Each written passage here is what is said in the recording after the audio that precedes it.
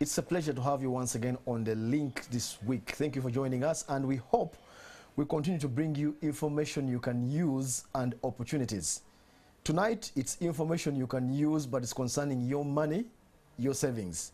My guest tonight is Mr. Paul Kasaato, Acting Deputy Managing Director NSSF. Gerard, welcome. Thank you, Samuel. We are first of all very happy. Some of us, we got paid, and the numbers that we have with you increased a little bit. So we are very happy with 10%.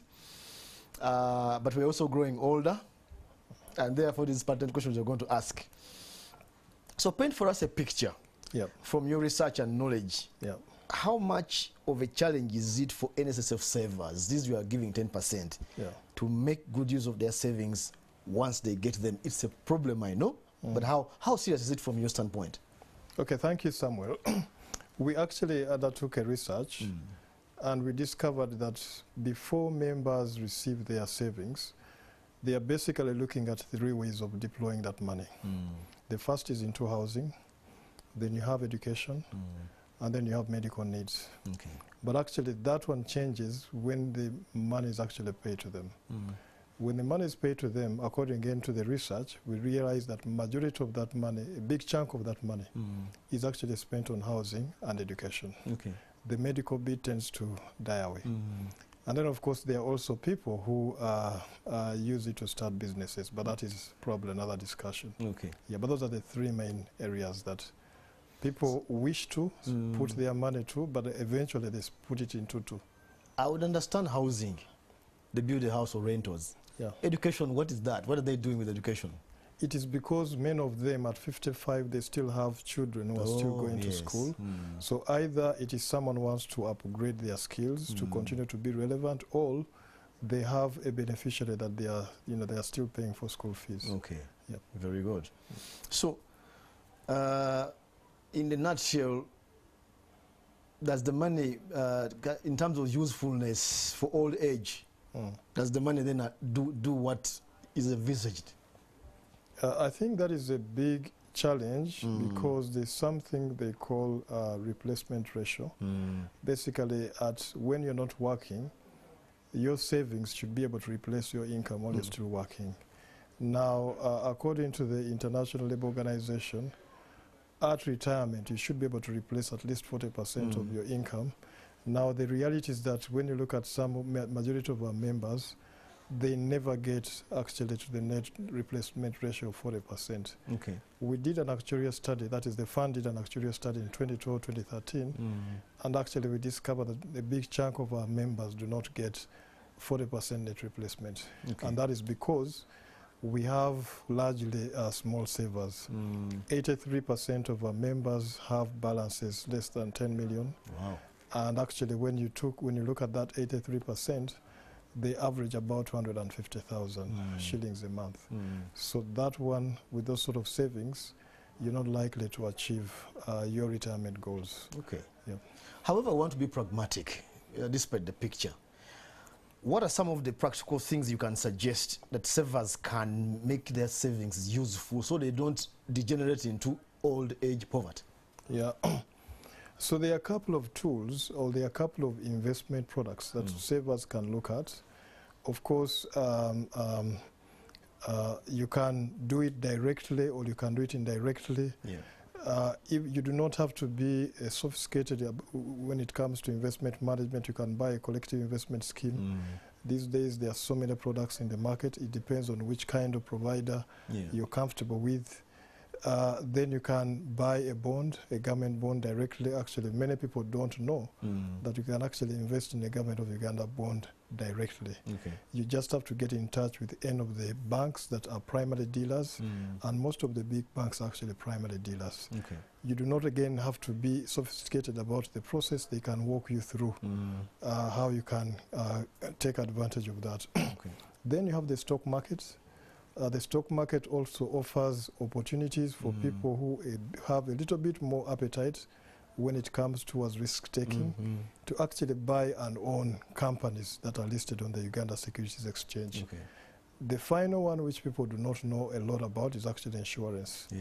Insurance can also be another tool that you can use for financial planning and wealth management. Okay. There are products like endowment, there are products like term assurance, but you can also buy annuities, or even you can use, you can buy a medical cover, because we also tend to, when we've also come to realize that when people become older or get older, the propensity for them to get sick and the need for medical care increases. Yeah.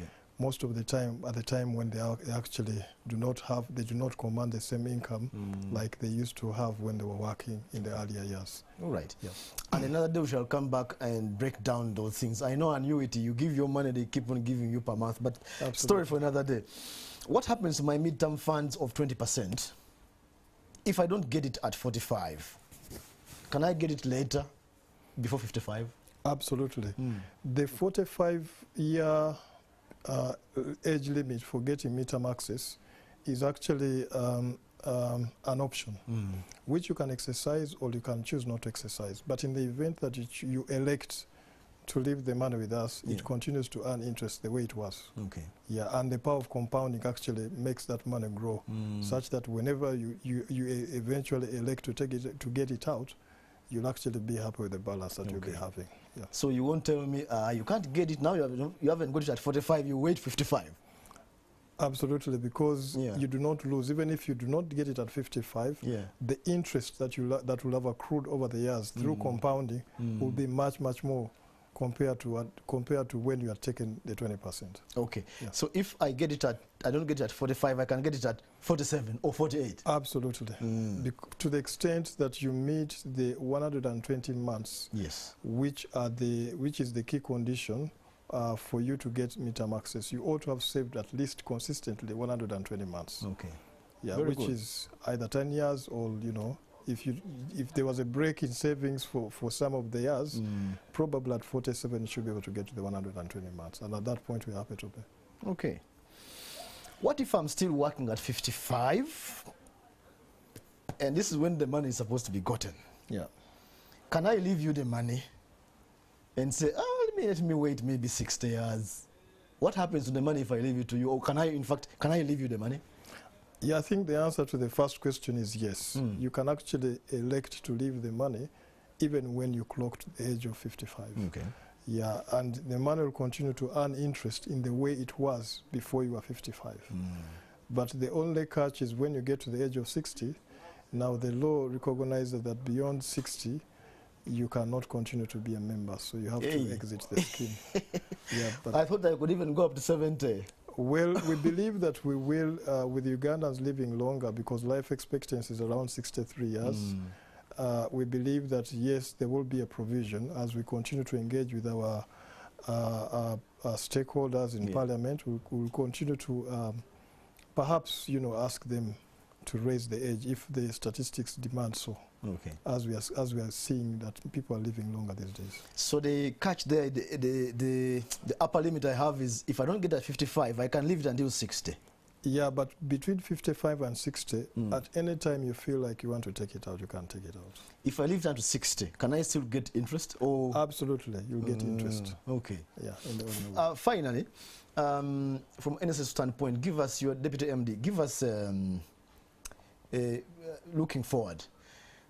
Our savings are there, and there's been always this talk of the fund benefiting us who save with it in many more ways than giving us the lump sum and we suffer with how to deal with the money. Are there options coming in future, housing and stuff like that, from the fund to us? Or absolutely. You see, when the law was made, when the law was amended in 2022, it came, there was a provision for the fund to innovate by way of products. Yeah. And the way it works is that the Minister of Labour and Gender has to actually gazette rules as to how the voluntary products will be done. Okay. So as we stand, the products have actually been drafted. They are yet to be approved by our board, at which point we'll then forward them to the ministry for review, and if they're happy with them, they'll gazette them. From that point, then we'll then begin to consider other products, many of which will be short-term and mid-term, in addition to the ones that we are currently offering. It's too early to give us a sneak peek. It's too early because that prerogative is one of the minister. Okay. I was really burning to get a sneak peek into those things. Even if they don't get approved, you say, but they didn't get approved. No, only the minister has the power to. All right. I promise to bring you back here and to tell us about those things because I'm a saver and an ardent one. And would like to know, apart from suffering with my money at 55 or 20%, can the fund help me do investments because you have the muscle and the knowledge and the information that I may not have? Absolutely. Whatever I feel like, I'm more than willing to come back. All right. Thank you so much, Mr. Gerard Paul Kasaato, acting MD for NSSF. We hope you got numbers changing in your account. I'm sure of that. And as long as you are saving, you got money, 10% of whatever you had in savings. And that will continue like that as the fund grows. We hope we added value to you tonight. Thank you for joining us on The Link.